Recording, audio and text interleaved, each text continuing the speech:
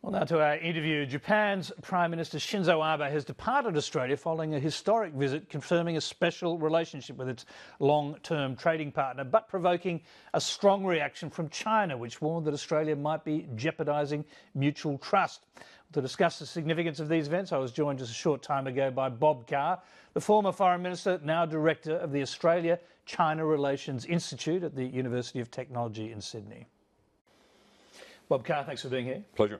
Now, we've seen the furious reaction of China's official news agency to remarks by Prime Minister Abbott about what he described as the skill and the sense of honour of the Japanese submariners killed in Sydney Harbour in the Second World War. Has Mr Abbott been inadvertently caught up in China's history wars with Japan?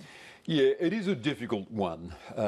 The point of reference for us should be the National War Museum in Canberra, and there's a gallery there devoted to those submariners who, yes, courageously, recklessly entered Sydney Harbour, and wartime Australia did applaud them. Wartime Australia sent their bodies back to Japan out of respect for their courage. But I think the Chinese response is understandable in terms of their extraordinary losses. China was the country that suffered most in the Second World War, with casualties, if you count those who died in the Henan province famine, up to possibly 30 million. I'm not unsympathetic to the position the Prime Minister created here, but he did create it, and it might have been a reference best avoided.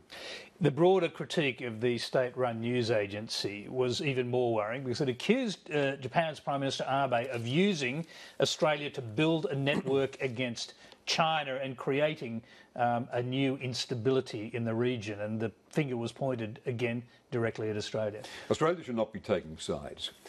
We should not only be neutral in a formal black letter sense when it comes to the dispute between the Senkaku-Diaoyu Islands and the East China Sea, but we should police that neutrality. We should nurture it. We should state it, revive it at every opportunity. It's not only being neutral when we formally express that view, it's seeing that our behaviour with our partners confirms that neutrality. This, I think, is an expression of Australia's national interest. As the Americans would put it, Australia has not got a dog in this fight. But did Australia in any way jeopardise that neutrality by having Prime Minister Abe address not only the nation but the world from the Australian Parliament? Well, the situation was this, that only a week after the Abe government revised the interpretation of the pacifist constitution in Japan to allow for collective self-defence, that is, entering treaty arrangements, their Prime Minister delivers these words in the Australian Parliament. I don't take objection with that, but the Prime Minister endorsed them. The Prime Minister took it upon himself to endorse those words, to say that Australia welcomes this reinterpretation of the pacifist constitution of Japan to allow collective defence arrangements. And it raises the question, does this mean that Australia is going to contemplate down the track being part of a Japanese assembled pact in East Asia? And I would say emphatically, it is not in Australia's interest to enter a pact. And I think if you ask the Australian people after a frank and free airing of these issues, Australians would say, hang on, this is not our fight. Going back to this notion of a possible security pact with Japan, are you aware of any efforts to produce something like that in this country? An ANZUS-style treaty with Japan? Yeah, there were certainly hints of it during the Howard Prime Ministership. There was one visit he paid to Japan, and I acted on the assumption when I was Foreign Minister that somewhere in Canberra, in someone's bottom drawer, there was a rough draft of a treaty with Japan in which ANZUS language appeared. The same language as ANZUS, an obligation to consult in the event of an attack on one of the parties to the treaty, and an obligation to respond in accordance with constitutional processes. Let me say very firmly that if advisers to our Prime Minister want Australia to move in that direction, to have an ANZUS-style pact with Japan, they really should consult the Australian people. They're duty-bound to see that there is a proper airing of this notion, and we're not signed up to sliding by degrees into such a significant repositioning of Australia. Do you believe let's get this on the table. Do you believe there are advisors who think that we should have, advisors to the Prime Minister, for example, who believe that we should have such a pact, a security pact, a treaty with Japan? They've said that much in the past, and one's got to assume they're putting the case at any opportunity now. And I don't think it's in Australia's interest. And I think we should be very aware of this, that there is a notion, there has been a notion, referred to in the Howard years, of a treaty with Japan with language that replicates that in the ANZUS Treaty.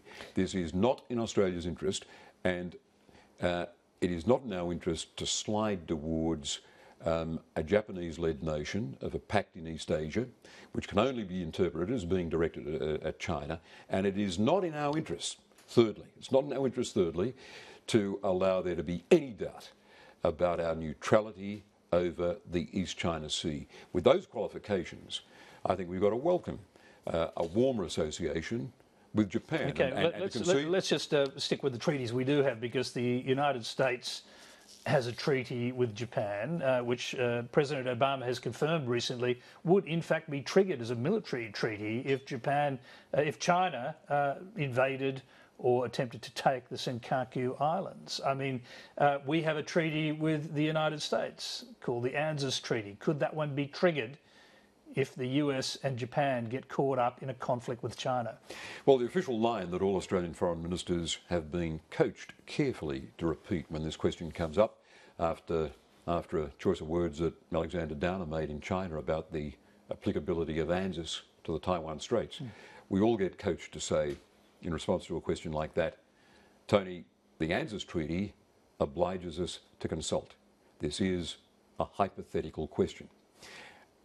I've got to say I welcome what Defence Minister Johnson said when he was in China 3 weeks ago, and that is that he thought the ANZUS Treaty would not apply.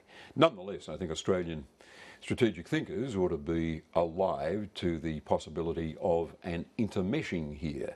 That is, America's commitment to Japan, which President Obama and others have said would apply to a dispute over the islands, and Australia's treaty with America. I suspect that if you analyse this, there are a lot of off-ramps before anything that could be. But what does realpolitik tell you? Because we saw Hillary Clinton, who may one day be president, accusing Australia of two-timing the United States over its relationship with China. If the US did get into a conflict, God forbid, with China over Japanese territory, would they expect Australia to get involved? I know what I would expect of an Australian government at the time, and I know what a majority of the Australian people would expect, and that is for their leadership, taking full account of the interests of this country, to say no. We've consulted, we've considered our constitutional processes. Australia does not see ANZUS as applying to a dispute in the East China Sea. All right, let's move on to the presidential elections with our nearest neighbour, Indonesia. Has Australia dodged a bullet if Joko Widodo really has won the Indonesian presidential race? No, I thought his opponent, with whom I had two discussions, Prabowo, was a realist and would have pursued a realist foreign policy. It's interesting that as a military man, he'd had experience in his military education with senior Australian military figures. That's one of the benefits we get from military cooperation with Indonesia. And I think a sense of realpolitik would have meant him viewing Australia as a strategic partner, and Australia able to look after, to have acknowledged Indonesian concerns about territorial integrity, which means respecting their sovereignty in the two Papuan provinces, which is something of a neuralgic Indonesian concern. What about Joko Widodo, the man who looks like he will become president? Did you get a chance to speak to him? And if so, what did you make of him? In my meeting with him, I didn't detect a lively interest in foreign policy issues. I might have expected, I suppose, an interest in regional relationships. It could have been that our meeting was a little pressed and he was busy governing Jakarta. I think the advice he will get from the very professional diplomats in the Indonesian Ministry of Foreign Affairs will see that Australia is seen as a partner and that our interests are taken care of. There is far more for Indonesia to gain from a cooperative foreign policy with Australia, cooperation on counter-terrorism, for example, Australia's significant aid policy with Indonesia, the prospect of enhanced Australian investment, us guaranteeing food security. I think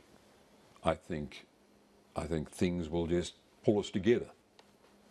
Now, on boat turnbacks, are you prepared to concede now that the Abbott policy has largely worked and that it hasn't damaged seriously the Indonesian relationship as No, many I take predicted? another view. And again, I spell this out of my diaries. I think the Rudd policy worked, which was to say boldly, and not before time, that there won't be any onshore processing in Australia.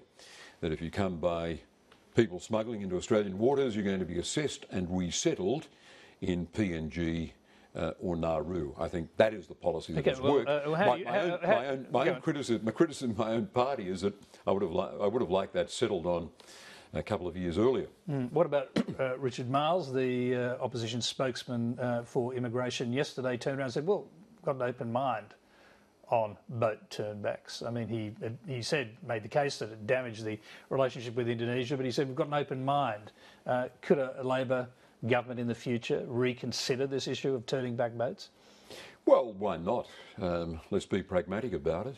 The Australian people have made it very, very clear they don't want people smuggling activity subverting what is a generous and a time-tested immigration policy that has stood Australia in very good stead and which under a Labor government would take more refugees through the official UN supervised route. So you say why not? Because, I mean, it's an obvious point to make that Tony Abbott says the boats have stopped. We've stopped the boats, and that didn't, in fact, Tony, my colleagues are in opposition. Yeah. They've got a couple more years to assess what works and what doesn't. And but when you say why not, I imagine you're saying here you should think about this. You should think about the fact that it's actually worked. Is that what you're saying? The great advantage of being in opposition is you've got time to think about everything. And I think what has delivered, let me make it very clear, I think what has delivered the boat policy outcome is Kevin Rudd saying boldly the processing and the resettling will take place in PNG, and that stopped. That stopped the flow of Iranian irregular maritime arrivals flying into Jakarta, buying a $15 visa and travelling by bus to the ports on the south of the island. You are saying, why not keep an open mind on boat turnbacks? Keep an open mind on this and everything else. We'll see what works. Be pragmatic about it. But I'm not conceding any credit to Scott Morrison. I'm saying the success that people are talking about is one achieved by the Rudd policy of offshore processing and resettlement. That's been the disincentive. The reason people haven't continued to stream into Indonesian ports from Iran is that they know that if they get into Australian waters on a people smuggler's boat, it's off to PNG. And what they've got to do is join the regular process of refugee application. Bob Carr, we're out of time, I'm afraid. We thank you very much for coming in to join us tonight. Thank you, Tony.